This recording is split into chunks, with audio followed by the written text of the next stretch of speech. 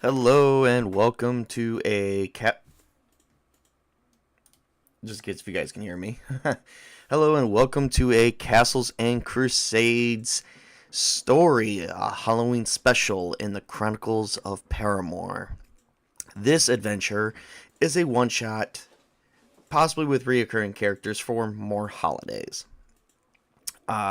This adventure takes two characters that have nothing to do with each other and puts them in a situation that makes them join forces. So, I just want to let everybody know, this was with my children, so this is not recorded, so you're going to have to just listen to how the adventure went from my perspective. Enter Heim Redmoon, an elf fighter from the forest of Elfheim. He currently has left Elfheim to travel days to the town of Redwood to hear their harvest, to see their harvest festival. Hear their harvest festival. Well, he hears a lot of things.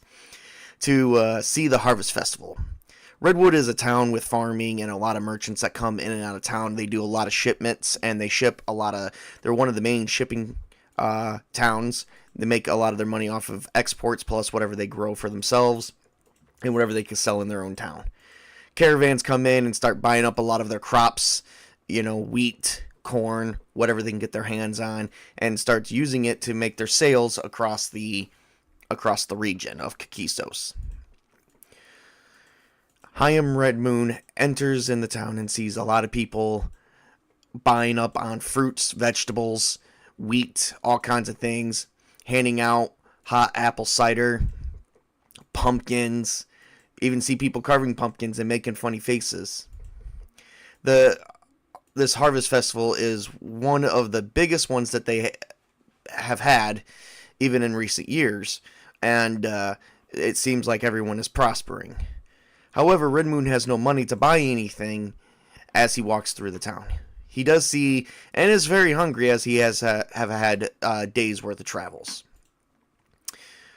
As Redmoon approaches the hot apple cider, there is two types of booths he sees. One offers hot apple cider for everyone, including the children and families. The other one offers a special brew of hot apple cider that is known as hard apple cider that contains a alcoholic beverage. A man reaches out to Redmoon and says, "May I offer you a mug of hot apple cider?" Redmoon looks at him and says, "I'm sorry, I can't pay for that. I have no coin on me at this time. I've spent all my money reaching into the town." The man actually feels bad as that he's a traveler and that he is in the town, and hopefully he's there to look for work. He's like, "Well, have a mug on me. And I hope that you do find work here, as that there's many merchants, and this is a festival of gathering.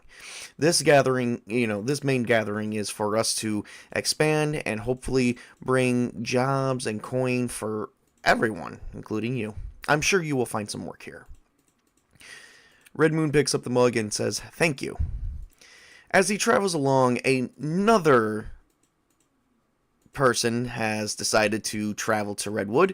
However, she travels she already knew about the festival, as that she is from the Kingdom of Evermore. She is a street rat, per se, on the streets of Evermore, and has decided to actually leave to come to the festival, for that there is much coin here to be had. She sneaks around. Her name is Catherine, also known as the Black Cat. They call her that as that her clothes are usually all black. She doesn't wear very much other than a little bit of leather, and she carries a bow and a dagger with her. She moves about even during the daytime, suspiciously, but no one has seemed to have noticed her, as she, slips in her hand around a man's belt and grabs a bag of coins. She opens it as she's walking through, and nobody notices that she swiped the bag of coins from one of the citizens. She counts the gold and is quickly able to count up to 20 gold pieces. She's very happy. She suddenly goes around and starts hiding, but she does spend a gold piece here and there to buy an apple. As she does it again, she spends a few hours as she spots her next target. They just quietly walk by and swipe before they even could say, "Oh my god, my bag is gone." She swipes another bag of coins. This time, it only contains 15 gold pieces. Meanwhile, Redmoon actually comes up to a caravan. "How can I help you, sir? Would you like anything off my cart? We sell many types of food here, and I can offer you some pumpkin pie. Would you like some?" "Well, I have no money to pay for it, and like I said, this was given to me. I haven't even said it. I'm sorry. I should not say that. He didn't say it was given to me. He's like, I have no coin, and this mug was given to me. I am looking for a job." "Well, for a slice of apple pie, I will give you a job. We are actually ready to make our rounds around Kakistos, delivering more food and selling our sales of hot beverages such as pies and desserts. You are more than welcome to join us. We could use a protector. Are you a warrior?" Redmoon says, "Yes, I am very adept with the longsword," as he draws his longsword. The gentleman marvels at it as it looks as a fine crafted weapon, very clean, and looks like it hasn't seen much battle. "Well, it seems like that you might be getting your, first combat in." Redmoon looks at him kind of weird. It's like, I'm an elf. I've seen many combat. My sword is just really fine crafted, and I keep it very fine clean." As he sheaths it, he says, "Well, then you must be a very fine warrior. I hope we can see it in action sometime." As Redmoon was talking, he heard with his elf hearing from a distance that there's some screams. No one else seems to hear it as he runs to investigate. At this point, the sun has gone down and the stars have already risen. He makes it to the edge of town, and he notices that people are being pushed over, and it looks like a skeleton or dead corpse is gnawing on a few of the citizens. And he looks off into the distance as they reach inside the light that there's many more coming out of the wilderness and into the town. He quickly knows that they are undead abominations of some kind, but is not sure if it's done by some form of virus or bacteria or magic. He doesn't know what kind of magic that is, but he quickly runs to the center of town and starts evacuating everyone immediately. He quickly stands up and says, "Townfolk, you guys are being attacked by what seems to be a horde of undead. I need your help. I cannot do this alone. Would anyone stand with me?" A halfling man named Brock stands up and says, "I will stand with you, as that I'm a believer of Yenna, and that I will protect this town and my farm." His wife looks at him and says, "But you don't have Greenie with you." Greenie is a orc that the halflings have raised. He was separated from his family at birth, that his parents were killed in battle. Greenie is out adventuring, doing what he does best and tries to strive in this society of both humans, of all humans or elves and dwarves. He's doing his best. I will be fine, as I seem to be with a fine warrior. The elf draws his sword and says, "All right, let's go. I'll take all the help I can get." Brock, as he looks at his wife, turns and says, "Get the children to safety." Get the children to safety, and for that you may be safe against this horde of undead. He picks up a pitchfork, about the size of him as himself, and for halflings that is kind of small, and begins charging with Heim. Heim and Brock actually meet the undead as they begin entering the first part of town at the entrance. All right, let's see what we can do. And Brock goes, "I'm going to defend my town," and begins charging immediately. He immediately misses some of the undead, and they trip over him. Heim takes a deep breath, and he breathes for just a moment, and he takes a step forward, and he charges into, and he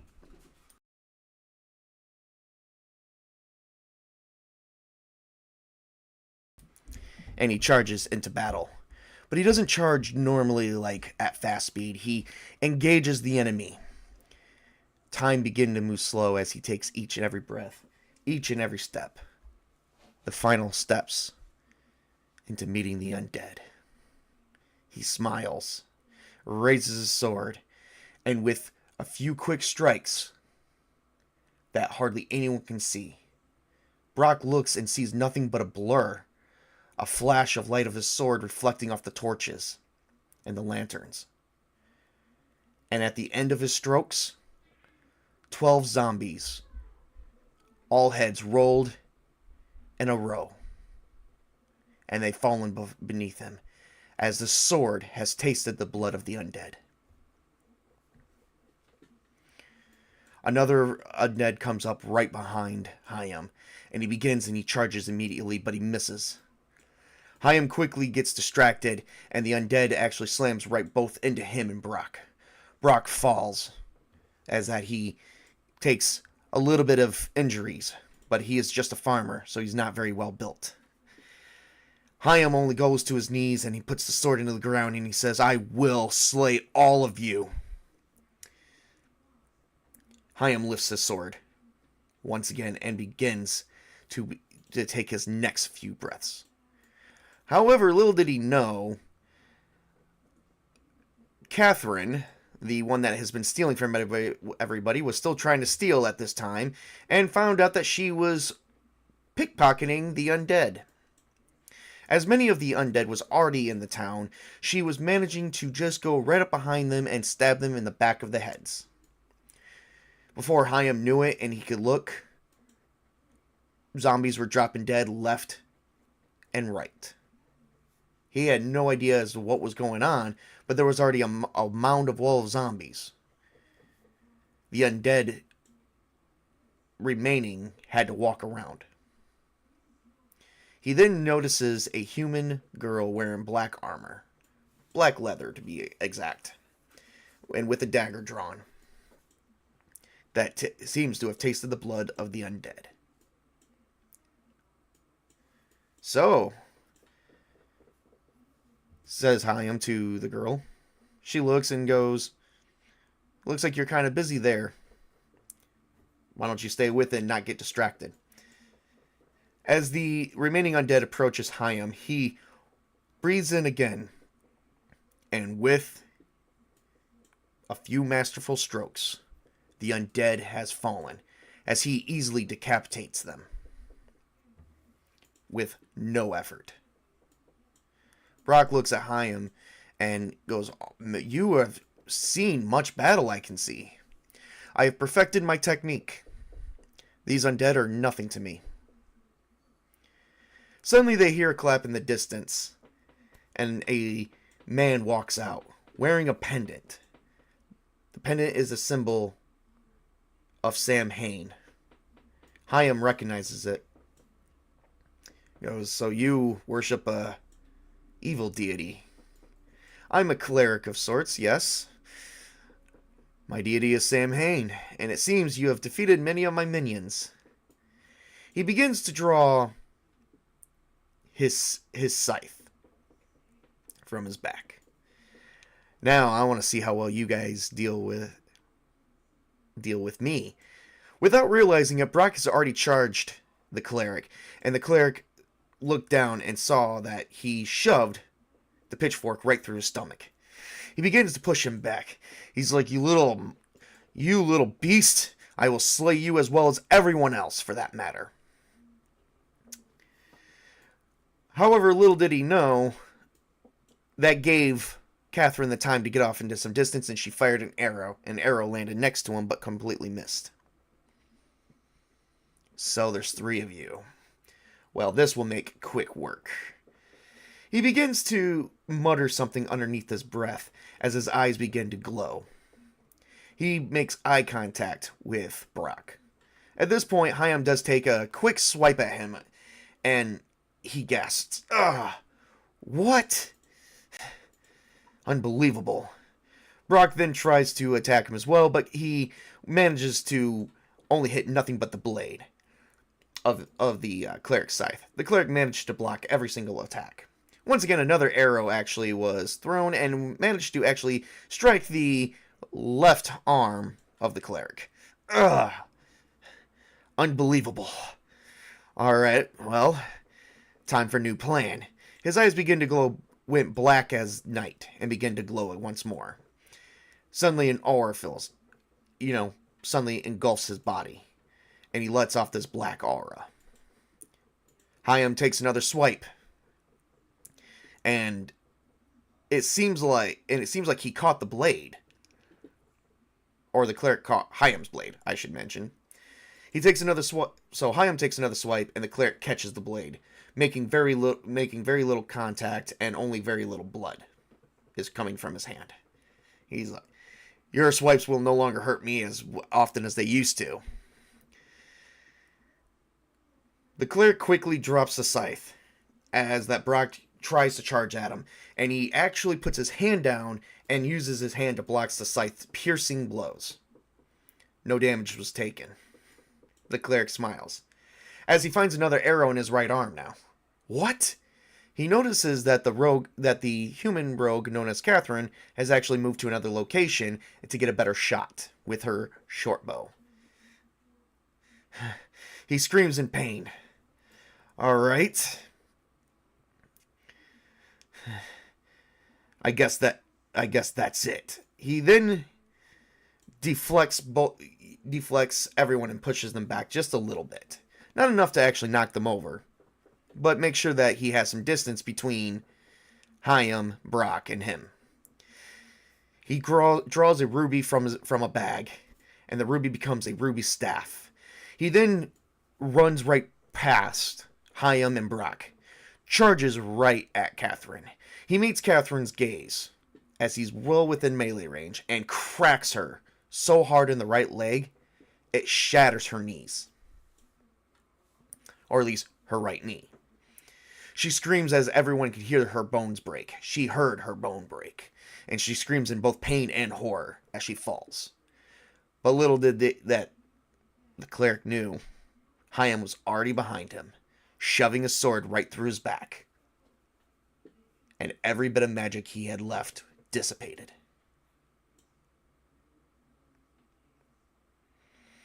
The sword was withdrawn as he falls, limp and lifeless.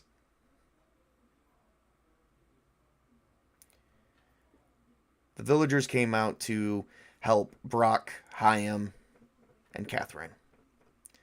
And for thanking them, they made sure that they had plenty of food and that they were going to see medical attention. Sometime in the middle of the night, just before dawn, an eerie figure comes in and goes, "Trick or treat. You didn't fall for my trick, so therefore I grant you a treat." The dark figure did something as soon as he left. As soon as all three of them woke up in the morning after seeking medical attention, they were fully healed and restored.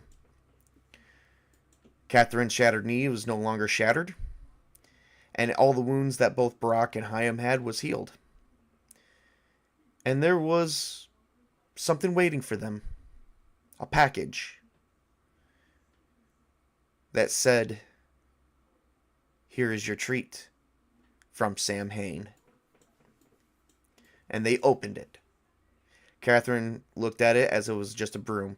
As she went outside, she didn't know what to do with it, but she thought she would at least try and see if it has any magical properties. Little did she know it did, as she touched the ground with it and she jumped up into the air. Before she knew it, she found herself dangling high, about 60 to 100 feet up into the air, and she was just sitting there dangling, but she did manage to, get up on the broom for safety and begin flying around on it. Hyam saw it as well. He hopped on the broom, and they both began flying around. And there was a treat for Brock as well, but it wasn't a broom. His treat was that his crop was fully harvested and fully restored, and that they will be receiving the maximum amount of money that they could, and that their family is fed for the remainder of the year. And that is the story of what we call the Town of Corpses. This adventure took place after Chapter 3 of the Chronicles of Paramore, but before Chapter 4, Session 1.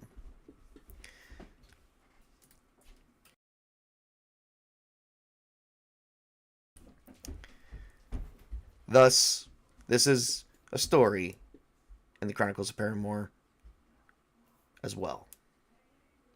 And that is my story for tonight. I hope everyone did enjoy it. The players sure did enjoy it as well. They thought it was a little short and would like a longer one. Who knows, there's many more Halloween stories and many more stories to tell about the terrors that come into the night and the legend of Samhain. In the Chronicles of Paramore, Samhain is a mythical god, a god of myth. Nobody really knows much about him, and there's not much written on him. So most people don't believe in him. But for those who do, he's known in the world of Paramore as the god of darkness and of Hallows Eve, or as we commonly know, Halloween. I hope you guys enjoyed it, and I want to wish everyone a great and wonderful October night.